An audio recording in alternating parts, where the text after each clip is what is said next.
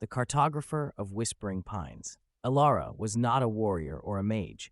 She was a cartographer, and her magic was the precise, painstaking art of map-making. She worked for the Royal Guild, mapping the ever-shifting territories of the Kingdom of Aerthos. Her current commission, however, was impossible, charting the Whispering Pines, a dense forest rumored to actively resist being mapped.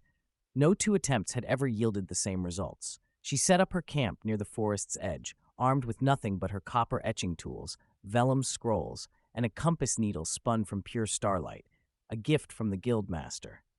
On her first day, she meticulously charted a path due north, 3 ancient oaks, a dry creek bed, and a monolith carved with forgotten runes. She marked the vellum with microscopic precision. When she woke the next morning, the sun rose from the west. Elara checked her compass. The starlight needle spun wildly, then settled, pointing stubbornly toward what her common sense knew was east. The monolith she'd charted was now due south of her camp, and the 3 ancient oaks were gone, replaced by a grove of young, slender saplings. The forest wasn't just changing, it was mocking her. Frustrated but undeterred, she spent the day charting the new landscape.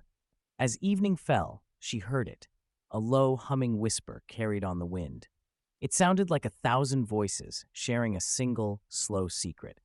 "You cannot hold us," the woods seemed to sigh. "We are meant to roam."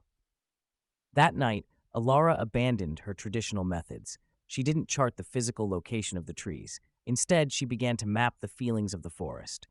She etched a line representing a sudden burst of cold air, a curve for the feeling of being watched, and a deep, swirling symbol where the unsettling whispers were strongest.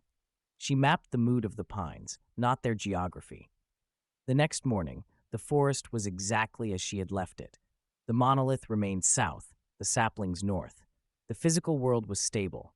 Holding her new abstract map, a scroll filled with arcs of fear and lines of quiet joy, she realized she had tricked the forest. It didn't object to being known, only to being fixed. As she walked deeper, following the paths of caution and groves of tranquility she had documented, the forest stopped shifting. She followed the lines of an invisible, emotional current, and the physical path unfolded predictably before her.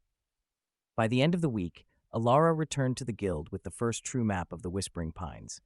It was a beautiful, terrifying work of art, a map of human sentiment overlaid onto natural chaos. The guild master studied the scroll, his eyes wide. "What is this, Elara? There are no coordinates."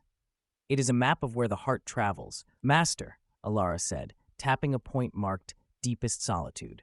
"The forest doesn't want its body constrained. It wants its soul understood." She had not charted the trees, she had charted the magic itself, and that, she knew, was a far greater power than any spell.